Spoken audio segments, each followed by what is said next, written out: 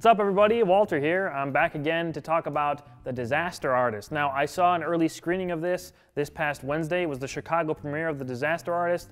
Actually, 2 weeks ago, Ayana and I went to a screening of The Room at the AMC Theater in Chicago, and they were giving away these like tickets to go see The Disaster Artist early. So I definitely wanted to do that. So I went to see the Chicago premiere of it last week. And I have a lot of thoughts on it. I was very excited for this movie going into it. The trailers have looked phenomenal. Franco as Tommy Wiseau looks fantastic. So I had to see it. It was one of my most heavily anticipated movies of the year. I had to see this movie. So I got to see it early. And my thoughts on this movie. I will obviously not be going into spoilers, but let's just break it down here. James Franco as Tommy Wiseau was fantastic. He was great. His timing and even his ad-libs that you could tell were like these very loosely thrown together scenes in terms of the dialogue were funny as hell. Him and Dave Franco are brothers, obviously, so they have a chemistry to them. So in their scenes when they're talking, there's a good back and forth for the most part, especially when they're seems like they're kind of riffing off each other a couple times. But you know, as good as Franco is, there's just no way to 100% recapture Tommy Wiseau. He is wholly original. There's just no way to recreate him. He's a one-of-a-kind guy, and Franco comes as close as anyone's ever going to come, I think. He was phenomenal as Tommy Wiseau in this movie, but that guy is such a unique person that I don't think there's any way you can, you know, recreate him. You just have to see him, you know, on screen or whatever to really see who he is. But in any case, Franco was great. Okay, a problem I had with this movie, actually the biggest problem, was that I really did not like the portrayal of Greg Sestero in this. Dave Franco, I haven't seen him in too much things before this, but his portrayal in this is that he's just going along with whatever Tommy wants to do. He's sort of this wide-eyed, bushy-tailed young kid that Tommy sort of takes under his wing in the movie, and they make this this movie together, The Room, and you know, Greg has never acted in anything before, and he's just very excited to be there, and no matter how crazy Tommy acts, he's still very excited and smiley and ready to go and everything. And that's not how he was at all. That's not at all whatsoever how Greg Sestero actually was.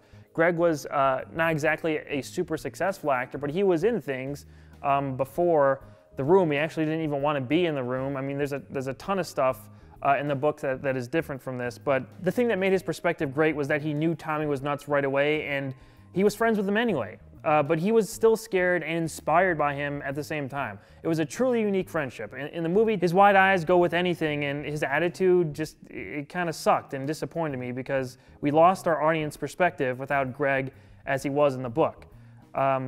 Also, the beard that they put on Dave Franco is like the most comically bad beard I've ever seen.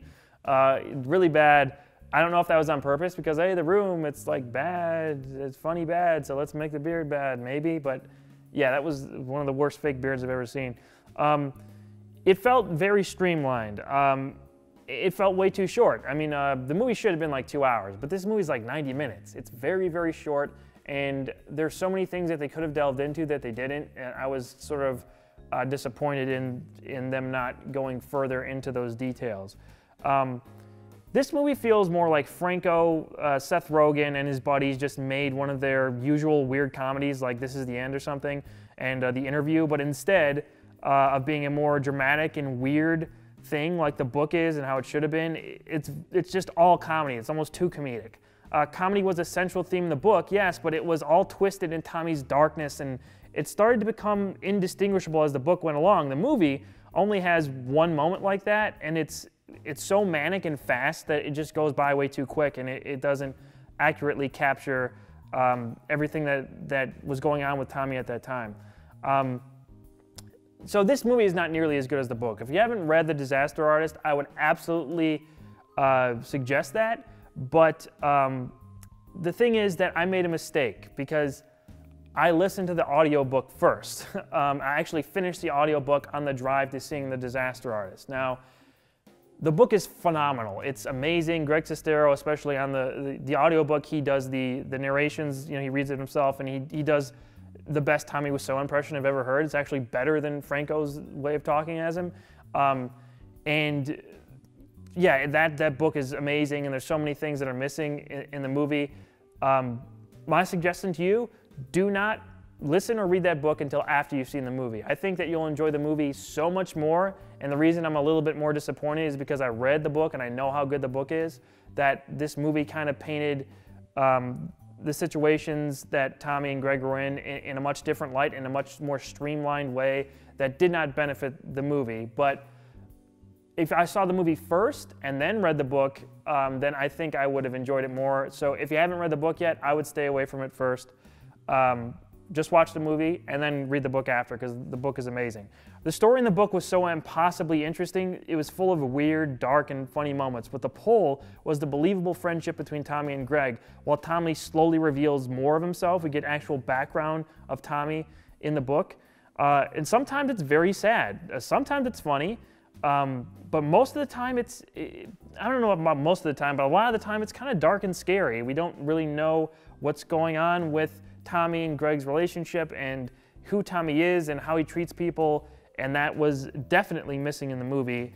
The actual story, the making the room, is just way better. The on-set hijinks weren't covered nearly enough in this movie either. I mean, there's only one really good scene, or one or two, that kind of brought everybody into this world. I think that the book just had so many more interesting things that happened, and all these real life things that did happen on the set of the room that weren't covered in the movie, and I have no idea why they weren't covered, because I would have loved to see these moments portrayed on screen. I'm not the book was so much better guy, you know, I'm not one of those guys. I mean, I would have, you know, not liked almost any comic book movie that they based even loosely on a comic book if I was that way. I'm interested to know what people who are just interested in the trailers, who don't know too much about The Room, are going to think of The Disaster Artist. I know no one's seen it yet, but if you're seeing this review after you've seen the movie, let me know your thoughts in the comments below, because I really want to know. Even if you haven't seen it yet, are you guys interested in seeing The Disaster Artist? Even if you don't know too much about The Room, let me know what your interest level is on that. Overall, I like this movie, and I know I've been kind of talking down on it a little bit, but I like The Disaster Artist.